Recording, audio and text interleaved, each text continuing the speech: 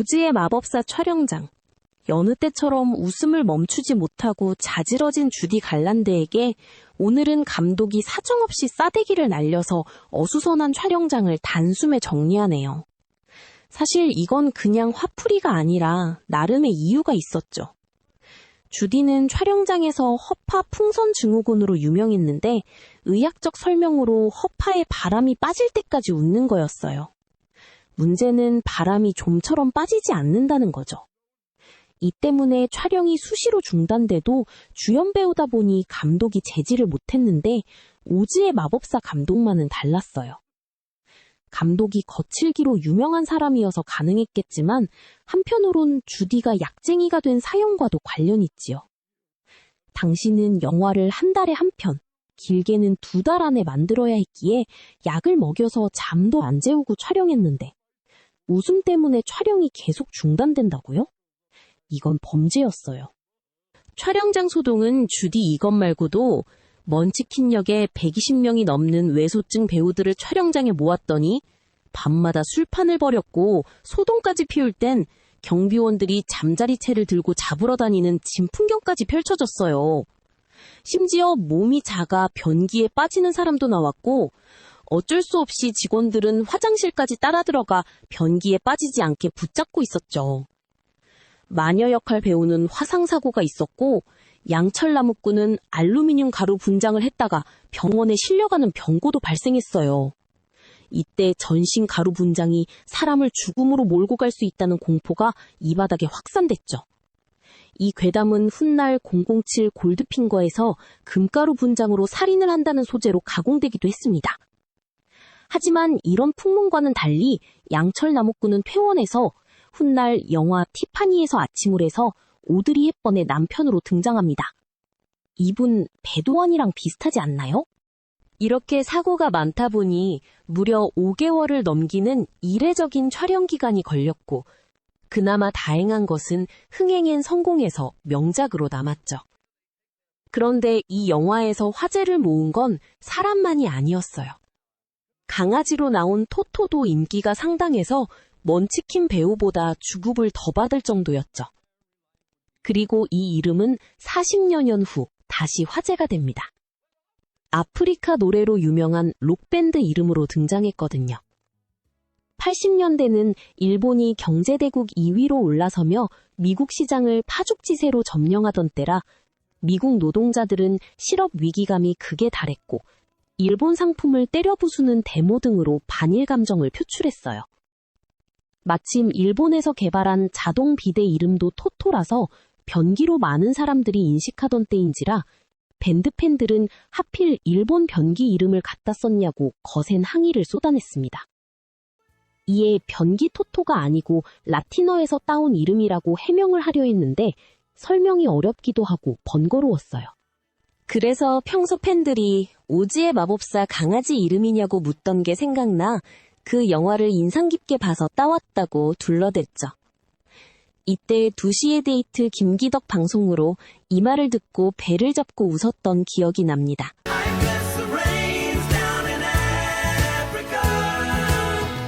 여담으로 아프리카 노래는 좋았는데 가사 때문에 아프리카 사람들이 항의를 했어요. 킬리만자로가 세렝게티 위로 솟아있다니? 넌 이게 보이냐는 거였죠. 실제로는 이 둘은 400km나 떨어져 있어서 세렝게티 한복판에 서 있어도 킬리만자로는 안 보이거든요. 가본 적도 없고 전문가 조언도 없이 TV 여행 다큐 본 기억을 더듬어 대충 가사를 만든 참사였죠. 그런데 오즈의 마법사 영화의 원작 동화가 몇 년 작품인지 아세요? 1900년 라이먼 프랭크 바움이 쓴 동화책 더 원더풀 위저드 오브 오즈였어요. 39년이 지나서야 영화로 제작한 이유는 뭘까요? 당시엔 별 인기가 없어서 관심 밖이었다가 1930년대 대공황을 겪으며 사람들이 옛날 불황을 떠올려서 뒤늦게 영화로 만든 건 아닌가 의심할 수도 있겠죠. 그런데 실상은 조금 다릅니다. 이 동화책은 나오자마자 100만 부 넘게 팔려나가며 그야말로 대박을 친 작품이었어요. 미국 최초의 창작 동화라는 평가까지 받으며 라이먼은 이후 무려 14편의 후속작을 써서 총 15자리 전집으로 완성시켰죠. 우리가 아는 영화는 이 중 딱 첫 번째 책만을 원작으로 만든 겁니다. 문제는 오히려 영화 쪽에 있었죠. 라이먼 본인이 직접 영화사를 차려 만든 작품부터 이후 나온 무성영화 버전까지 번번이 흥행에 참패했어요. 심지어 한 제작사는 이 영화를 만들다가 파산까지 해버렸죠. 그러다 보니 할리우드에서는 이것을 영화로 만드는 걸 꺼리게 됩니다. 이 판도를 뒤바꾼 건 월트 디즈니였어요. 1937년 디즈니가 내놓은 백설공주와 일곱난쟁이가 세상을 놀라게 할 정도로 흥행하자 라이벌 영화사였던 MGM의 메이어 대표는 이거다 싶었던 거죠. 그렇게 판권을 사들여 만든 게 바로 주디의 오즈의 마법사였습니다. 이런 배경으로 촬영장에선 소문이 흉흉했죠. 이 영화에 손을 대면 다친다. 스태프들 사이에서 은밀히 오가던 말이었어요. 촬영 시작일은 계속 늦춰졌고 심지어 길바닥에 칠할 노란색 페인트톤 하나를 고르는 데만 일주일을 통째로 날렸습니다. 시작부터 이랬으니 앞에 언급한 여러 사고들이 어찌 보면 예견된 일이었는지 모릅니다. 그런데 이야기는 여기서 끝이 아니었어요. 영화가 나온 지 25년이 흐른 1964년, 한 고등학교 역사교사, 헨리 리틀필드가 논문 한 편을 발표하면서 다시 한번 세상의 주목을 받게 됩니다. 그가 주장한 내용은 놀라웠는데 이 동화 속에 당시 미국을 뒤흔들었던 화폐 전쟁이 정교하게 숨어 있다는 거였죠. 동화 속 숨은 상징들을 보면 흔히 은보니제 알레고리라고 불리지만 정확히 말하면 금과 은을 같이 쓰자는 금은 복본이제 주장이었어요. 다만 결말에서 은구두가 결정적인 힘을 발휘하다 보니 대중적으로는 은의 이야기로 뭉뚱그려져 은본이제로 굳어진 겁니다. 영화에서는 빨간 구두로 유명하지만 원작 동화 속 도로시의 구두는 은색이었어요. 학자들은 이게 바로 이 금은 복본이제를 상징한다고 봅니다. 도로시는 평범한 미국 대중이었고 그녀가 신은 은구두는 당시 서민들이 간절히 원했던 화폐 정책 그 자체였다는 거죠. 그런데 도로시가 걸어가는 길은 정작 노란 벽돌길입니다. 금으로 만들어진 이 화려한 길은 금본이제를 뜻한다고 하는데 문제는 이 길이 끝내 도로시를 집으로 데려다주지 못한다는 겁니다. 화려해 보이지만 근본적인 해결책은 되지 못한다는 풍자였죠. 그렇게 여정 끝에 도착한 에메랄드 시티는 지폐, 즉 그린백을 상징합니다. 그런데 이 도시에 들어가려면 누구나 초록색 안경을 써야만 했어요. 안경을 쓰면 모든 게 에메랄드빛, 완벽해 보이지만 실제로는 그저 눈속임에 불과했던 거죠. 지폐가 만들어내는 경제적 환상을 정면으로 비꼰 설정이라고 해석해요. 전지전능해 보였던 오즈의 마법사도 마찬가지입니다. 정작 커튼을 젖히자 나온 건 이미지와 연출로만 권위를 꾸며낸 초라한 노인이었죠. 화려한 말솜씨로 대중을 홀리던 당시 정치 지도자들의 무능함과 기만을 그대로 풍자한 거예요. 동료들의 정체도 흥미로운데 허수아비는 뇌가 없다며 스스로를 낮췄지만 사실 누구보다 지혜로운 존재였고 무지하다고 무시당했던 서부 농민들이 실은 현실을 가장 정확히 꿰뚫고 있었다는 은유입니다. 심장을 잃고 기계처럼 굳어버린 양철나무꾼은 동부 산업 노동자를 상징했고 우렁차게 포효하지만 정작 용기는 부족했던 겁쟁이 사자는 황금 십자가 연설을 한 은편 후보 윌리엄 제닝스 브라이언이에요. 목소리는 컸지만 결국 대선에서 패배하며 실질적인 힘으로 이어지지 못했다는 당대의 비판이 녹아있는 캐릭터였던 거죠. 그리고 가장 흥미로운 건 결말인데 도로시는 결국 화려한 에메랄드 시티도 금빛 노란 길도 아닌 자신이 처음부터 심고 있던 은구두의 힘으로 집에 돌아갑니다. 처음부터 문제를 풀 열쇠는 금 하나가 아니라 은에도 있었다는 설정 자체가 금은 복본이제를 옹호하는 이 동화의 가장 강력한 메시지였다는 겁니다. 물론 라이먼 본인이 직접 이건 정치 우화다라고 밝힌 적은 없습니다. 게다가 그가 쓴 나머지 14권 어디에도 이런 정치적 은유가 안 나와요. 그래서 학계에서도 이 해석을 두고 여전히 갑론논란이 벌어지고 있죠. 그럼에도 이 해석은 100년이 넘도록 사람들의 지적 호기심을 자극하며 꾸준히 회자되고 있습니다. 주디의 이름은 원래 프랜시스였는데요. 집에서는 다들 그녀를 베이비라고 불렀습니다. 본인은 이 두 이름을 끔찍이 싫어했다고 하죠. 어릴 때부터 무대에 섰지만 정작 할리우드 영화사들은 하나같이 그녀를 외면했는데 이유는 의외로 단순했습니다. 귀엽고 깜찍한 아역은 이미 셜리 템플이 꽉 잡고 있었고 평범한 외모의 13살 소녀에게 맡길 배역이 마땅치 않았거든요. 그런데 신기하게도 그녀의 운명을 바꾼 건 연기력도 노래 실력도 아니었습니다. 바로 인미였죠. 시카고 공연 때 사회를 맡았던 한 진행자가 그녀의 원래 성이었던 검을 듣고는 정색을 했습니다. 발음이 불황자, 멍청이 같은 단어들과 비슷해서 관객들이 자꾸 웃는다는 거였죠. 그러면서 자신의 지인이었던 평론가의 성을 따 갈란드로 개명을 제안했고 어머니는 두말 없이 이 성을 받아들입니다. 그런데 성을 바꾸자 거짓말처럼 공연 섭외가 끊이지 않았어요. 이 우연 같은 성공에 자신감을 얻었던 걸까요? 이번엔 주디가 마음에 안 들던 프랜시스와 베이비를 완전히 버리고 당시 유행하던 노래 제목에서 따와 주디라 부르기 시작했죠. 그날 이후로는 누가 옛 이름을 불러도 절대 대답하지 않았다고 합니다. MGM 스튜디오에는 감히 범접할 수 없는 절대 존재가 있었는데 할리우드의 왕이라 불리던 클락 게이블이었죠. 이 남자의 생일 파티가 주목받지 못하던 15살 무명소녀의 인생을 송두리째 바꿔놓게 됩니다. 당시 주디는 데뷔한 지 한참이 지났음에도 존재감이 없어 회사에서조차 골칫거리 취급을 받던 신세였죠. 그런데 그녀의 매니저는 클락의 생일 파티라는 절호의 기회를 놓치지 않았어요. 원래 다른 라디오 방송용으로 준비해뒀던 곡의 가사를 급조해서 클락 찬양 노래로 바꿔치기 해버립니다.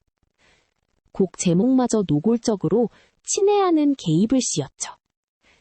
파티 당일, 케이크를 자르고 선물 포장을 뜯는 순간 갑자기 조명이 꺼지고 어두운 구석에 스포트라이트가 쏟아지더니 피아노 위에 걸터앉은 소녀가 보였습니다. 훗날 주디는 이때가 생애 첫 무대 공포증을 경험한 순간이었다고 고백했어요. 떨리는 목소리로 당신의 영화를 볼 때마다 심장이 미친 듯이 뛴다는 고백성 가사를 부르던 그녀는 마지막 소절에서 폭탄 발언을 던집니다. 당신의 키스라면 죽어도 좋겠다는 가사였죠. 그런데 노래가 끝나자 정말로 클락이 성큼 다가와 그녀에게 진짜 키스를 해버렸어요. 순간 주디는 왈칵 눈물을 쏟아냈습니다. 그런데 알고 보니 동료 배우 미키 루니의 말로는 클락의 지독한 입냄새 때문에 운 거였다고 합니다. 클락은 치주염으로 틀니를 하고 있어 비비안 리조차 영화를 찍을 때 프렌치 키스는커녕 가벼운 입맞춤에도 기겁을 했다고 하죠.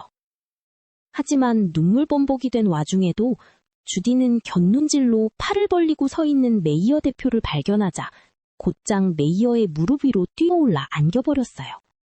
이 파격적인 순발력에 파티장은 그야말로 아수라장이 됐죠. 이 우연한 파장은 여기서 끝나지 않았습니다. 그날 밤 열린 한 자선 공연 무대에서 같은 곡을 다시 선보이자 객석이 뒤집어졌고 이후로도 몇 차례 무대에 오를 때마다 관객들이 테이블을 두드리며 환호할 정도의 반응이 터져나왔어요. 결국 이 곡은 영화 브로드웨이 멜로디에 삽입되었고 존재감 없던 무명 소녀는 냄새나는 키스 한 방으로 스타덤의 문턱을 넘게 됐죠. 당시 주디는 MGM 스튜디오 학교를 다녔는데 평생의 라이벌을 만나게 돼요. 그녀는 디애나 더빈인데 동갑이라 곧 단짝이 됐죠. 배경은 차이가 컸는데 디애나는 안정적인 가정에서 애지중지 자란 반면 주디는 2살 때부터 무대에 섰던 순회 서커스단 출신이었어요. 회사에서 디애나는 오페라 발성 전문 교사에게 매일 2시간씩 정통 클래식 창법을 배운 반면 주디는 그냥 재즈풍 노래 몇 곡만 익히면 그만이었습니다. 회사가 누구에게 미래를 걸었는지는 이미 정해져 있었던 거죠. 얼마 후 회사는 두 소녀를 함께 출연시킨 11분짜리 단편 영화를 만들어 관객 반응을 살피기로 해요. 겉으로는 우정 넘치는 합작 영화였지만 사실상 누구를 잘라낼지 정하기 위한 서바이벌 오디션이었죠. 영화에서 디애나는 오페라 아리아를, 주디는 스윙 재즈풍의 노래를 불렀습니다. 그 이후 메이어는 스튜디오에서 두 소녀와 마주칠 때마다 노골적으로 편을 갈랐어요. 디애나를 볼 때는 날씬하고 사랑스럽다, 목소리는 천사 같다며 대놓고 칭찬했고 주디는 그냥 뚱뚱한 애라고 불렀죠. 그런데 이 영화가 개봉되고 나서 벌어진 일이 참으로 황당합니다. 메이어는 마음속으로 디애나 쪽을 붙잡으려 했는데 정작 계약갱신 결정을 내렸을 때는 이미 디애나의 계약 옵션 기간이 지나버린 뒤였습니다. 단순한 서류 처리 지연 때문에 회사가 붙잡으려던 소녀를 놓쳐버리고 만 거예요. 결국 계약이 살아있던 주디만 회사에 남게 됐죠. 스튜디오 내부에서조차 왜 디애나를 놓아주고 주디를 붙잡았는지 의문이 나돌았어요. 그런데 진짜 잔인한 반전은 지금부터예요. 계약 종료 후 디애나는 라이벌 회사 유니버설 픽처스로 넘어가더니 불과 몇 달 만에 3 스마트걸스로 세계적인 스타가 되어버렸습니다. 반면 회사에 남은 주디는 10년째 아무것도 못했죠. 살아남았다는 것 자체가 더 잔인한 형벌의 시작이었어요. 문제는 이제 회사 전체가 이 실수를 알아버렸다는 거였죠. 남은 주디가 잘 되지 않으면 이 사모차고는 두고두고 업계의 웃음거리가 될 판이었습니다.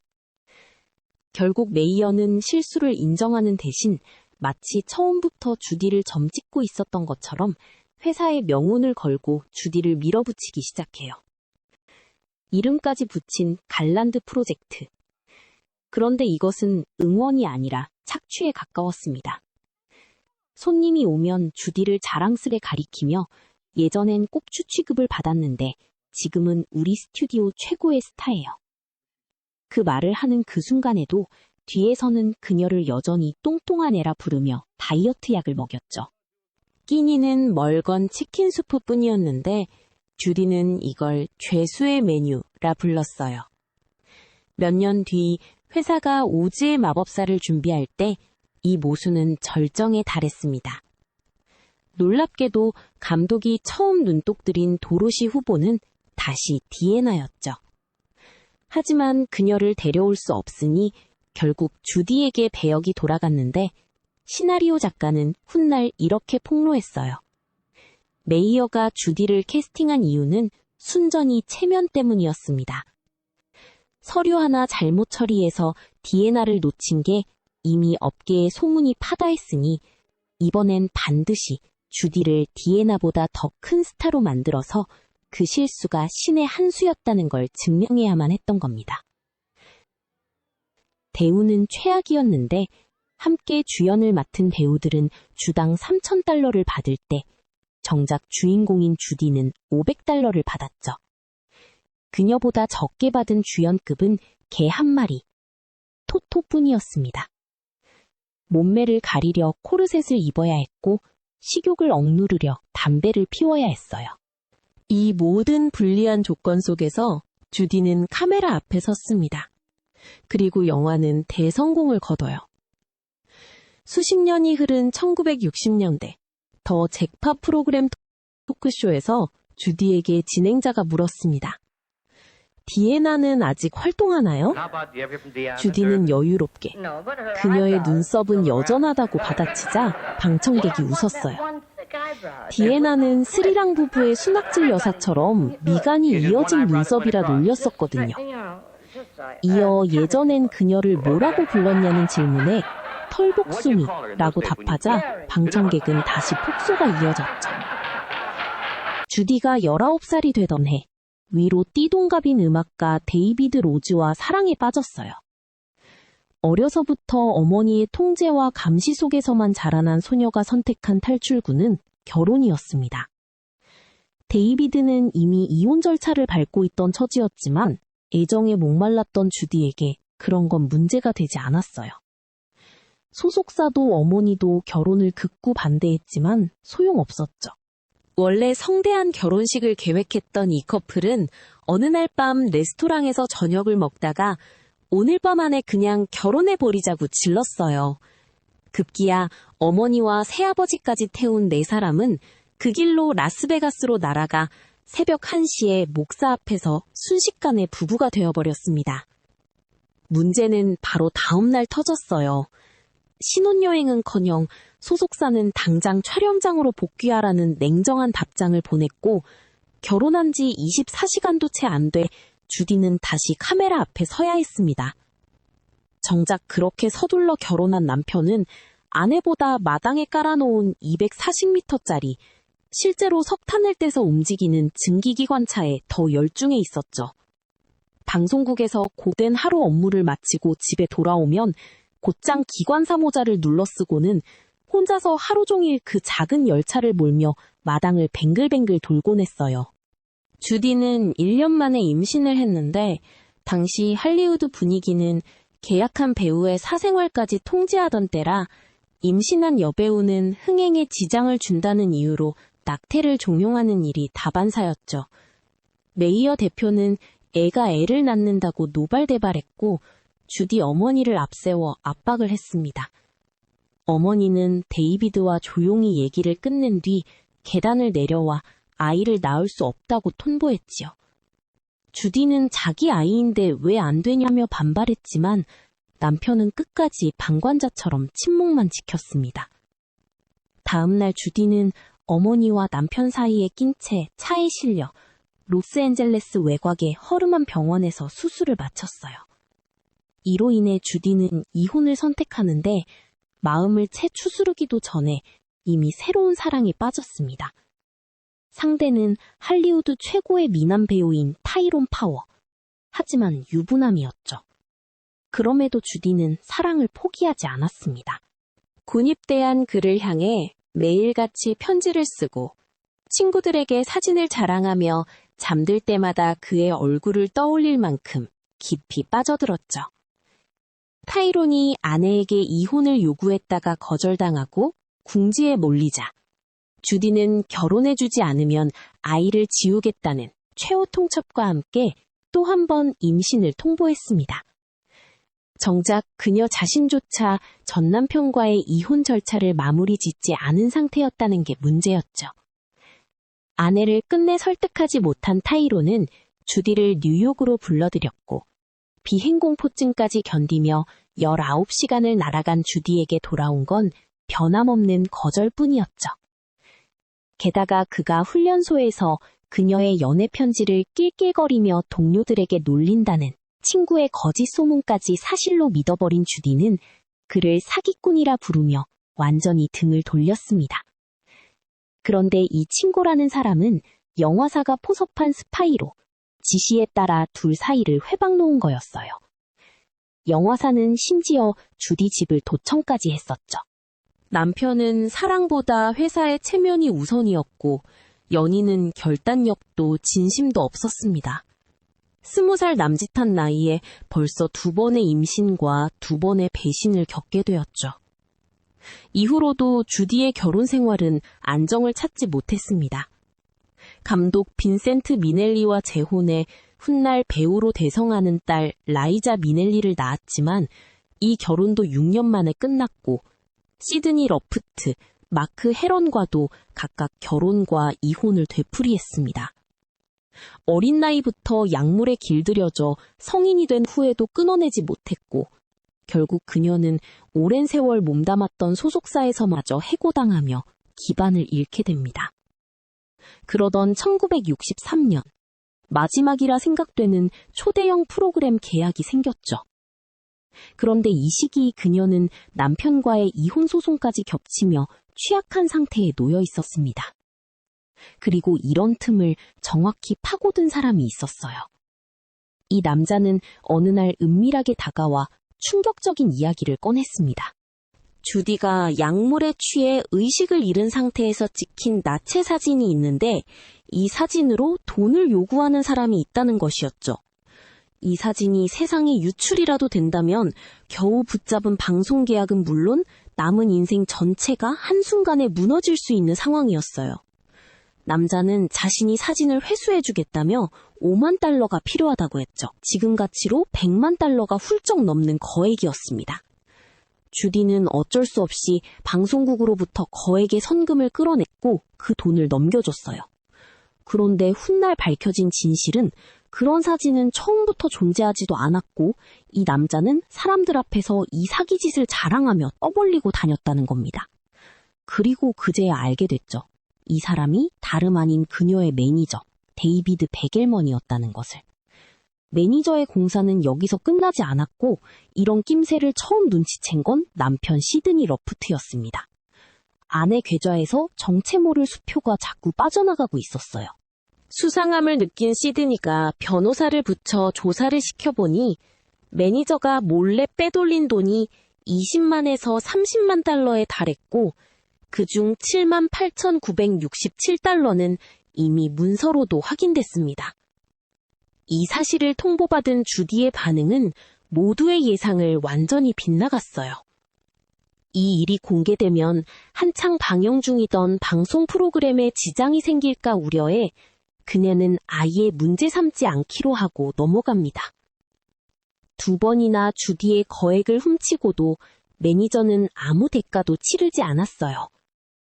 주디는 1969년 세상을 떠날 때까지 이 배신을 끝내 알지 못했고 사건도 그녀와 함께 조용히 묻히는 듯했습니다. 이 도둑질이 매니저의 발목을 잡기는커녕 얼마 지나지 않아 할리우드 최고의 매니저로 이름을 날리더니 급기야 컬럼비아 픽처스 사장 자리에까지 오르게 됩니다. 하지만 집어릇 개 못 준다고 영화사 사장이 된 후 얼마 못 가 또 같은 짓을 반복합니다. 이번엔 소속 배우 클리프 로버트슨의 이름으로 수표를 위조해 회사 돈을 몰래 빼돌리기 시작했어요. 그런데 이번엔 상대를 잘못 골랐습니다. 피해를 입은 클리프는 포기하지 않고 끝까지 파고든 거예요. 결국 위조 사실이 만천하에 드러나며 할리우드 전체가 발칵 뒤집힙니다. 바로 이 순간 오랫동안 잊혀졌던 옛날 사건이 다시 수면 위로 떠올랐어요. 이때다 싶었던 주디 전 남편 시드니가 기자들에게 연락을 취한 거예요. 이 사건 훨씬 전부터 이미 주디의 돈을 훔친 전력이 있다고 말이죠. 폭로 기사에는 결정적인 증거까지 실렸습니다. 주디의 계좌에서 빠져나간 옛날 수표 사본이었는데 놀랍게도 그 서명이 이번에 위조된 클리프 수표의 서명과 정확히 똑같은 필체였죠. 같은 손으로, 같은 수법으로 10수년의 시차를 두고 2번이나 똑같은 범죄를 저질렀어요. 궁지에 몰린 주디 전 매니저는 주디가 생전에 서명했다는 문서를 꺼내 결백을 주장했습니다. 그런데 여기서 또 하나의 반전이 있어요. 바로 그 문서에 서명한 지 딱 1년 뒤, 주디는 전혀 다른 재판, 그러니까 시드니와의 이혼 소송 증언대에 서서 정반대의 말을 했던 겁니다. 매니저에게 그런 돈을 인출하도록 허락한 적이 없다고요. 죽은 사람은 말이 없다지만 주디는 죽기 전 이미 스스로 다른 말을 2번이나 남겨놓았던 겁니다. 결국 주디 전 매니저는 컬럼비아에서 쫓겨나고 말았죠. 그런데 여기서 또 한 번 예상 못한 전개가 펼쳐지는데 그는 이대로 몰락하지 않았고 불과 몇 년 지나지 않아 MGM과 유나이티드 아티스츠 두 메이저 영화사의 최고 자리를 연달아 차지하게 됩니다. 그러나 세 번째 기회는 오지 않았어요.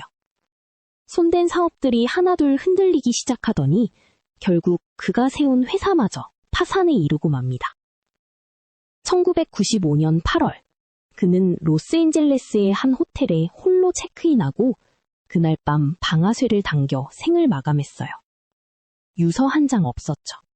재밌는 건 그가 무너진 계기가 법정도 여론도 아니었고 수십 년 전 주디 계좌 수표 한 장에 남겨진 서명 하나가 십수년 뒤 클리프의 위조 수표와 나란히 놓이는 순간 모든 게 끝났습니다.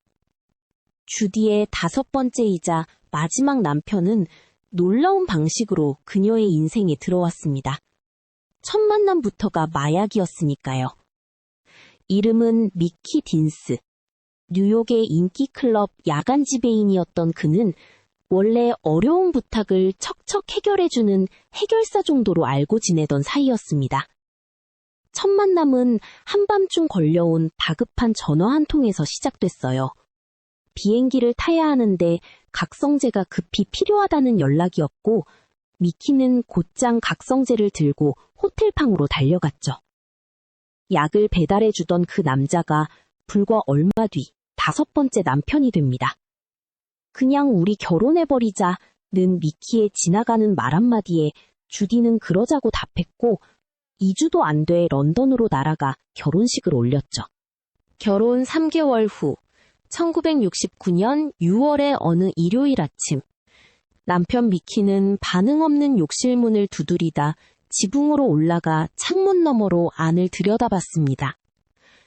변기에 앉아 고개를 떨군 채 잠든 듯 보이는 아내가 눈에 들어왔죠. 안도한 그가 몸을 일으켜 세우려는 순간 그가 들었던 신음은 그녀의 폐에서 빠져나오는 마지막 숨이었습니다.